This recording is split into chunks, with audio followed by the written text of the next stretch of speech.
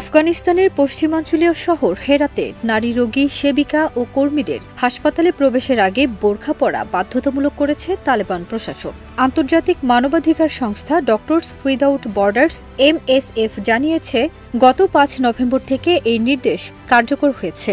ফলে হেরাত আঞ্চলিক হাসপাতালে জরুরি রোগী ভর্তি কমেছে ২৮%। LME সার্টিফাইড বিশ্বসেরা কপারে তৈরি ওয়ালটন কেবলস, যা আপনার স্থাপনাকে রাখবে সব সময় নিরাপদ। MSF এর আফগানিস্তান প্রোগ্রাম ম্যানেজার সারা সাতু বলেন, এই নতুন বিধিনিষেধ নারীদের জীবনকে আরও কঠিন করে তুলেছে এবং স্বাস্থ্যসেবা পাওয়ার পথে বড় বাধা তৈরি করেছে। তিনি জানান, এমনকি জরুরি চিকিৎসার প্রয়োজন থাকা নারী রোগীরাও হাসপাতালে ঢুকতে পারছেন না, কারণ বোরখা ছাড়া কাউকে প্রবেশ করতে দিচ্ছে না তালেবান সদস্যরা। তবে তালেবান সরকারের এক মুখপাত্র দাবি করেছেন, এই খবর পুরোপুরি মিথ্যা। সরকারের অবস্থান কেবল হিজাব পরিধান নিয়ে, বোরখা নয়। কিন্তু মানবাধিকার কর্মীদের অভিযোগ, এই বিধিনিষেধ শুধু হাসপাতাল নয়, স্কুল, সরকারি দপ্তর ও অন্যান্য প্রতিষ্ঠানেও কার্যকর হচ্ছে।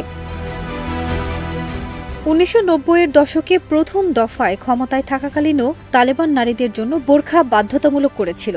২০২১ সালে ক্ষমতায় ফেরার পর থেকে একের পর এক নারী বিরোধী বিধিনিষেধ জারি করছে তারা।